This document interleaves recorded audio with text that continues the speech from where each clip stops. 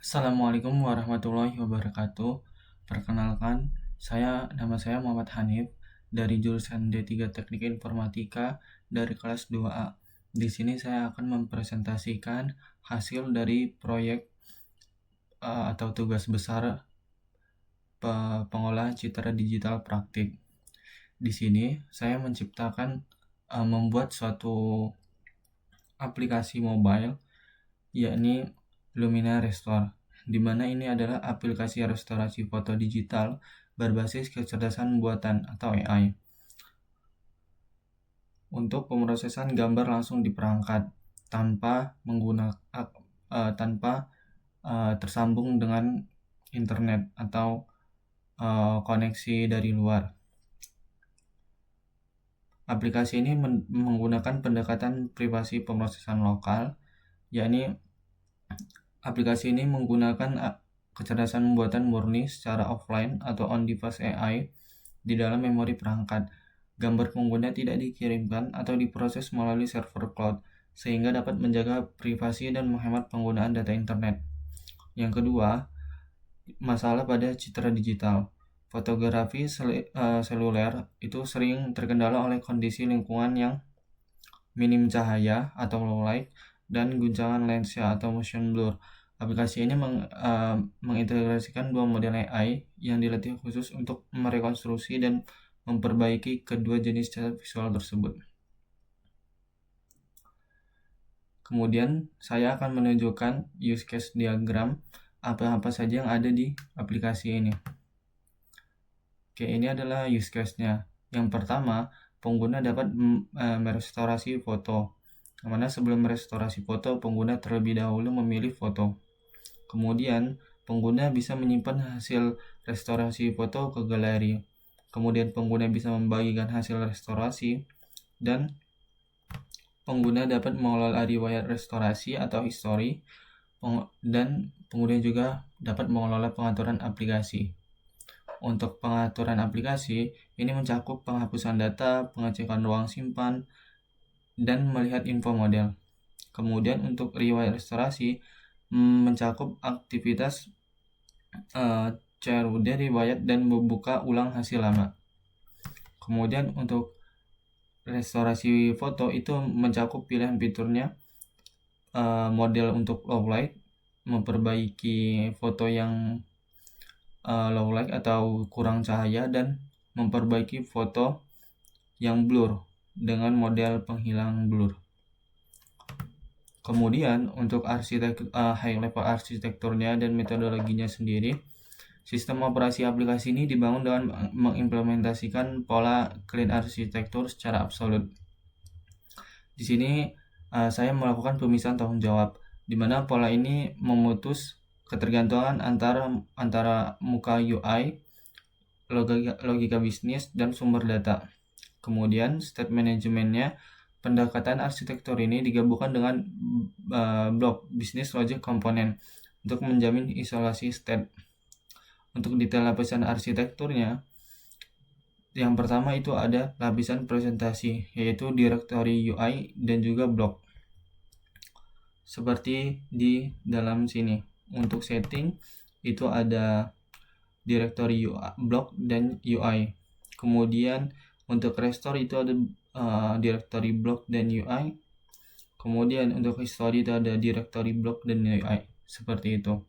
Kemudian untuk lapisan domainnya itu memiliki directory model, use case, atau repository, dan juga repository. Seperti di sini ada model, repository. Kemudian di sini ada model dan juga ada repository. Kemudian untuk lapisan datanya itu terdapat dalam directory service atau storage yang terdapat di sini. Di sini untuk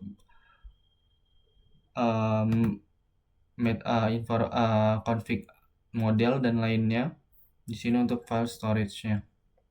Kemudian untuk modelnya sendiri, aplikasi ini menampung dua model yang cukup, yang performanya mendekati SOTA.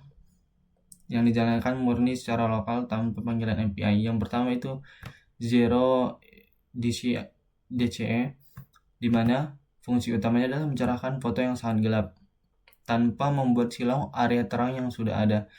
Jadi salah satu masalah ketika kita menggunakan pemrograman biasa untuk merestorasi foto gelap, itu ketika ada salah satu area yang terang, maka itu akan diterangkan juga dan malah membuat silau. Kemudian cara kerja matematisnya tidak menebak atau menggambar ulang piksel dari nol. Model menghitung kurva cahaya spesifik untuk setiap area spasial pada foto, lalu menerapkannya untuk mengangkat kecerahan secara proporsional dan natural. Kemudian untuk metadata modelnya, arsitekturnya sangat kecil dengan total parameter hanya 79.000 dan bobot ruang penyimpanannya hanya 174 KB. Dan di sini model ini sebelumnya floating point 32, kemudian saya lakukan kuantisasi menjadi floating point 16. Kemudian untuk model yang kedua itu menggunakan navnet untuk deblurring. Fungsi utamanya memperjelas dan merestorasi detail presisi dari foto yang kabur akibat guncangan tangan, motion blur atau lensa yang melesat dari fokus. Cara kerja matematisnya, dia membuang kerumitan aktivasi nonlinear konvensional yang memperlambat laju proses smartphone. Model memindai dan menghapus jejak arah guncangan dengan arsitektur yang disederhanakan. Kemudian metadata modelnya, model ini memiliki ukuran yang lebih besar dari sebelumnya dan tentu memiliki waktu proses yang lebih lama. Ia memiliki 17 juta parameter dan bobot penyimpanannya sekitar 83 MB. Dan ini setelah dikonversi ke floating point 16. Kemudian untuk datasetnya dia dilatih pada GoPro dataset yang sebelumnya dilatih pada Size dataset. Kemudian untuk skema database-nya menggunakan Hive NoSQL database, di mana ini untuk menjaga rekam jejak historical dengan standar performa tinggi yang menggantikan SQLite tradisional dengan Hive. Di mana di sini untuk data modelnya, di sini ada box history box, penyimpanan utama untuk riwayat restorasi.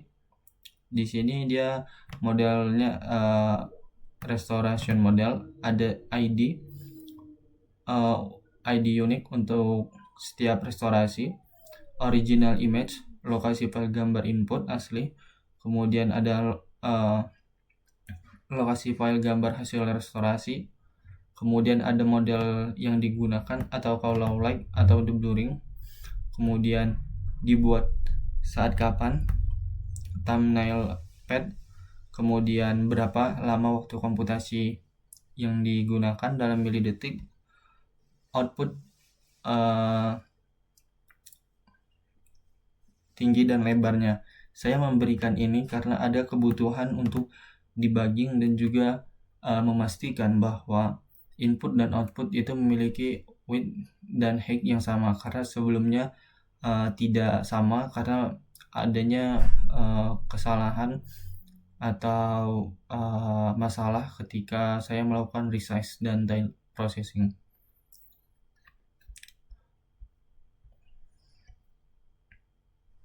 Untuk Hive-nya sendiri seperti ini.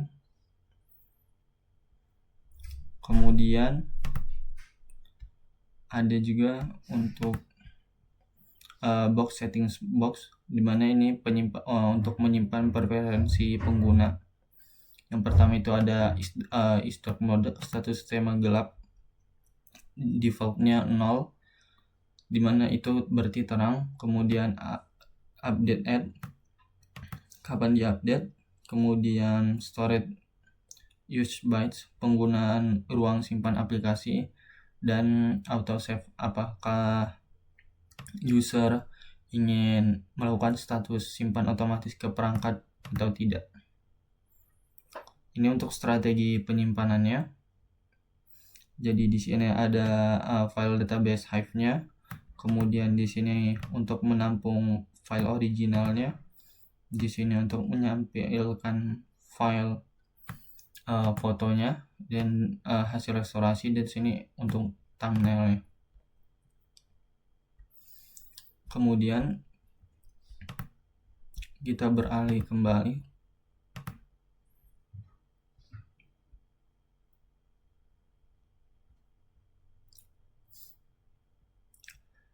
Sebelum itu saya ingin menyampaikan requirement dari aplikasi ini. Yang pertama itu saya bagi-bagi menjadi beberapa functional requirement dan non-functional requirement. Di sini ada functional requirement mengenai domain model, restorasi foto. Di sini ada beberapa, bisa dilihat seperti ini. Kemudian juga ada mengenai functional requirement mengenai riwayat atau history. Kemudian functional requirement mengenai pengaturan. Kemudian ada juga beberapa functional requirement ini untuk performa, seperti sistem harus mempertahankan total durasi inferensi low light di bawah 10 detik untuk memproses gambar uji 720p, dan sistem harus merampungkan siklus komputasi deblurring secara maksimal dalam waktu 50 detik. Kemudian di sini ada non-functional requirement untuk security dan juga privacy-nya.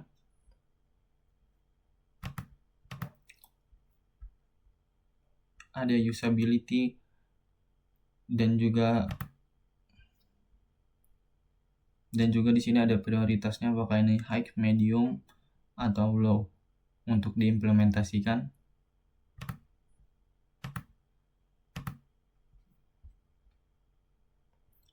Kemudian di sini ada reliability.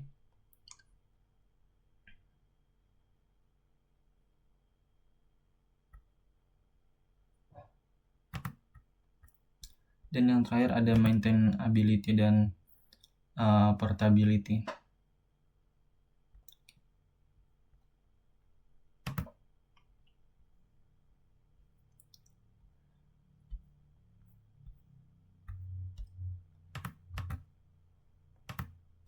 Selanjutnya kita akan beralih ke alur orkestrasi data, di mana seluruh logika kompleks tidak terjadi secara sporadis, melainkan diorkestrasi dalam jalur yang imperatif yang ketat di dalam restore image use case Dart.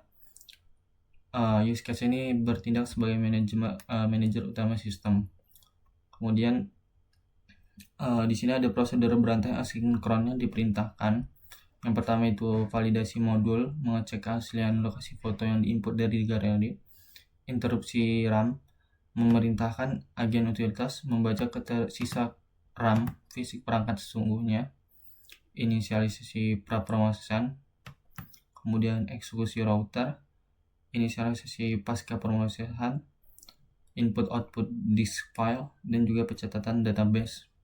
Kemudian di sini ada sequence diagram untuk menggambarkan alur restorasinya, mulai dari pengguna memilih foto dan jenis restorasinya, apakah low light dan atau deblurring. Kemudian di sini akan dicek apakah ukuran dan formatnya sesuai dengan yang bisa ditangani oleh model. Kemudian setelah itu dia akan mengirim event restoration request dan akan dikirimkan state loading ke pengguna. Untuk pemrosesannya di sini ada pra-pemrosesan, yang mana pertama sistem melakukan pengecekan RAM untuk menghindari out of memory. Jika memori kurang dari 100 MB untuk model navnet, rute otomatis dialihkan ke mode tiled inference, yakni membagi gambar besar menjadi potongan-potongan atau patch kecil dengan ukuran 256 x 256. kemudian melakukan resize. Skala gambar disesuaikan maksimal 512 x 512. Dimensi akhir diwajibkan habis dibagi 32, misal 512 480 untuk mencegah straight error konvolusi.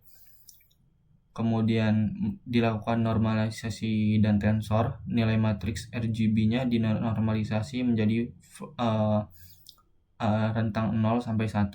Kemudian strukturnya array pixel dikonversi menjadi format tensor NHWC.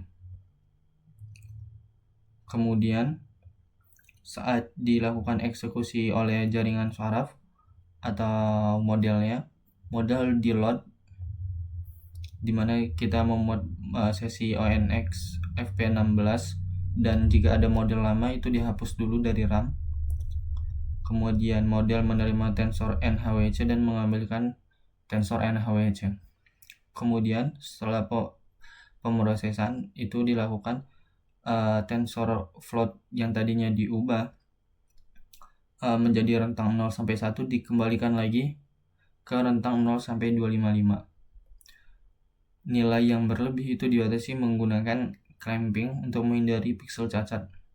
Kemudian restorasi dimensi, gambar di-resize kembali ke resolusi aslinya secara otomatis sebelum proses. Makanya tadi ada variabel untuk menampung height dan width-nya untuk melakukan debugging dan memastikan hasil input dan output itu resolusinya sama. Kemudian encode-nya dia diekspor utuh menjadi JPEG dengan 95% quality. Kemudian setelah itu simpan gambar hasil dan tampilkan ke memori. Path-nya tersimpan. Kemudian sistem mencatat metadata riwayat ke database Hive. Statusnya sukses. Kemudian mengembalikan objek hasil restorasi yaitu gambar dan dikembalikan ke pengguna itu status sukses dan juga data hasil atau foto hasil restorasinya, dan ditampilkan halaman hasil dengan slider pembandingnya. Kemudian untuk inference pipeline-nya sendiri itu aplikasi memuat dan mengeksekusi mesin CNN untuk gambar, deep learning untuk gambar menggunakan jembatan layanan ONX runtime. Di sini ada tahap prapemrosesan tensor, yaitu dia didecode dan koreksi straight dimensi, kemudian dinormalisasi, restrukturasi matriks spasial. Ini jumlah gambar, ini channel, kemudian ini height dan width-nya. Kemudian tahap eksekusi dan pasca pemrosesan, dia sistem melakukan alokasi grab sesi, denormalisasi pecahan, koreksi distorsi warna, pembungkusan output akhir. Di sini saya telah membuat juga diagram untuk inferensi pipeline-nya.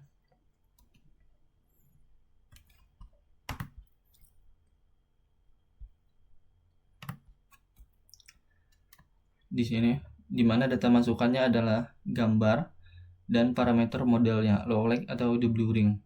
Kemudian gambar didecode ke matriks RGB, di-resize adaptif ke max resolution sesuai sisa RAM-nya. Kemudian koreksi dimensi habis dibagi 32 atau tidak, kemudian dinormalisasi ke rentang 0 sampai 1, kemudian dikonversi ke tensor NHWC. Kemudian di sini jika dia model deblurring, dia akan dikonversi dari NHWC ke NCHW karena ini berbeda formatnya untuk model deblurring dan model low light. Makanya ketika ini model deblurring dia dikonversi ke NHWC. Kemudian karena model deblurring itu besar dan memerlukan komputasi yang besar, ketika dia resolusinya di atas 512, dia akan di tiled inference, di mana iris gambar jadi kotak-kotak, yaitu gambarnya dipotong-potong dengan overlap 32 pixel dan akan dimasukkan. Jadi misalnya gambarnya dipotong menjadi 2, kemudian dimasukkan ke model 2 kali, dan setelah hasilnya keluar digabungkan lagi. Di sini di stitching, jahit kembali semua tile keluaran. Jika tidak, atau dia model low light, karena model low light kecil dan cepat. Sebagai informasi perbandingannya, ketika saya menggunakan model low light itu sekitar 3-5 detik, sedangkan untuk model the blurring itu sekitar 40-50 detik. Dia langsung direct inference, prosesnya langsung dimasukkan utuh, kemudian terima tensor keluaran dari sisi ONX dan konversi balik. Kemudian setelah diproses, tensornya dinormalisasi untuk pixelnya dikali dengan 255, kemudian di clamping nilainya ke rentang valid 0-255, di resize kembali ke resolusi gambar asli, kemudian gambar ke JPEG 95%. Kemudian manajemen keluarannya, penyimpanan berkas ke sistem file lokal, penciptaan gambar pratinjau atau thumbnail, pencatatan entitas ke database local Hive untuk gambar yang telah direstorasi, dan visualisasi antarmuka hasil pada layar aplikasi. Kemudian di sini karena ada saya menggunakan on-device AI, di mana modelnya benar-benar berjalan lokal, tidak di cloud, maka tentu ada beberapa masalah mengenai memori, seperti out of memory saat merestorasi foto yang cukup besar. Fitur ini menjamin HP yang berspesifikasi minim, misal dengan sisa RAM bebas di bawah 100 MB, tidak akan out of memory saat merestorasi foto yang raksasa menggunakan model Navnet. Sebenarnya ini khusus dibuat untuk model Navnet, dimana di sini kita melakukan kewaspadaan sistem. Agen interupsi membaca kapasitas RAM asli, batas kritis memori disetel pada angka peringatan di bawah 100 MB. Kemudian bila RAM menyentuh batas merah darurat, kualitas dan batas maksimum lebar tinggi gambar segera diturunkan levelnya secara paksa. Kemudian gambar utuh raksasa itu dipotong-potong secara sistematis menjadi balok-balok matris kecil seukuran pas 512x512. Jika tidak, itu di padding. Kemudian ketimbang kita memasukkan seluruh gambar, model ONX dipaksa mencerna matriks kecil tersebut satu persatu berulang kali. Jadi misalnya gambarnya itu terlalu besar dan harus dipotong-potong menjadi 4 bagian, maka dimasukkan satu-satu, kemudian 4 itu digabungkan kembali. Ini sama dengan yang proses yang ini tadi, tiled inference, kemudian dijahit kembali. Untuk alur manajemen memorinya seperti ini. Jadi permintaan restorasinya diterima. Kalau ini 0 DCE, dia mengecek ketersediaan RAM-nya di atas 80 MB. Jika iya, itu di resize adaptif ke max resolusi, yaitu 1080p. Jika tidak, maka resize adaptif ke resolusi rendah, yaitu 480p, dan langsung dilakukan direct inference. Jika ini model the blurring atau Navnet, dia akan mengecek keberadaan model aktif model aktif di memori, apakah ada atau tidak. Jika ada, maka dia akan melakukan pembersihan memori. Kemudian dicek ketersediaan RAM-nya apakah di atas 100 MB. Jika memenuhi syarat, di resize adaptif ke max resolusi. Jika tidak, di resize ke resolusi rendah 384p. Kemudian kita memuat model navnet floating point 16 ke memori. Total pixelnya setelah di resize apakah lebih dari 512? Jika ya, dilakukan pemrosesan tiled inference untuk melindungi memori. Jika tidak, dilakukan direct inference. Yang ini gambarnya dipotong-potong, yang ini langsung dimasukkan utuh. Kemudian pasca pemrosesan dan penyimpanan data itu dilakukan siklus pembersihan, yakni penghapusan berkas sementara, pelepasan sesi memori, pemanggilan pengumpul sampah atau garbage collector.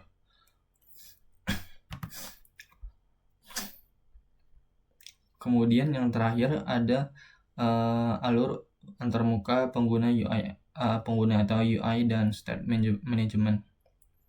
Di sini saya akan menjelaskan hasil dari aplikasinya, di mana di sini adalah tampilan awal ketika kita membuka aplikasi.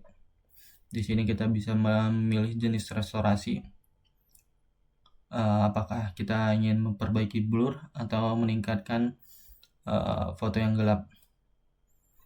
Kemudian foto gelap ini juga sebagai tambahan dia dapat mengurangi noise, karena salah satu kekurangan model lain atau pemrograman biasa dia tidak mengurangi noise, malah bisa menambah noise ketika dia mengurangi mencerahkan foto yang gelap. Untuk model ini sendiri tidak. Kemudian jika kita geser ke bawah, di sini ada aktivitas terbaru kita. Di sini saya habis melakukan 5 foto restorasi. Kemudian di sini ada history atau galeri. Di sini ada foto-foto yang telah kita lakukan restorasi. Di sini ada kategori blur dan low light. Informasi saja, ini perbaikan blur. Di sini low light dan juga low light. Di sini kita bisa mendownload lagi fotonya dengan mengklik tombol ini. Kemudian di sini kita bisa bagikan. Kemudian kita di sini bisa hapus foto. Dan di sini ada detail informasi atau metadata dari foto tersebut. Tipe modelnya, waktu prosesnya, resolusi outputnya, dan juga tanggal restorasinya.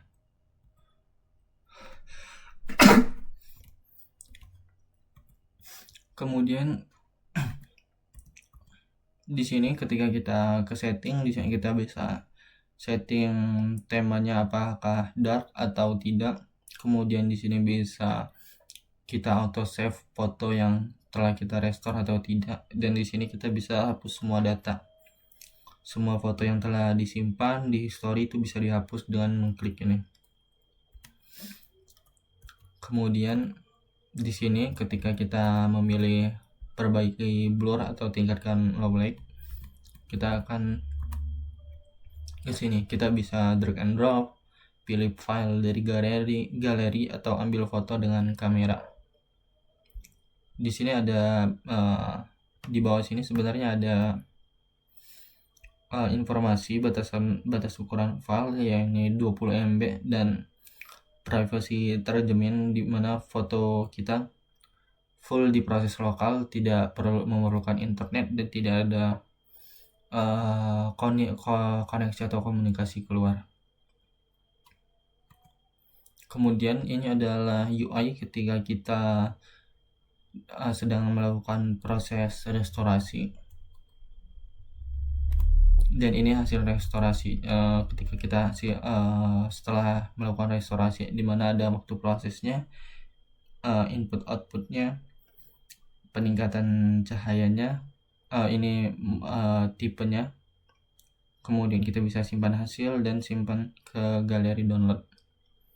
Dan kita bisa geser-geser di sini. Dan kita juga bisa langsung bagikan.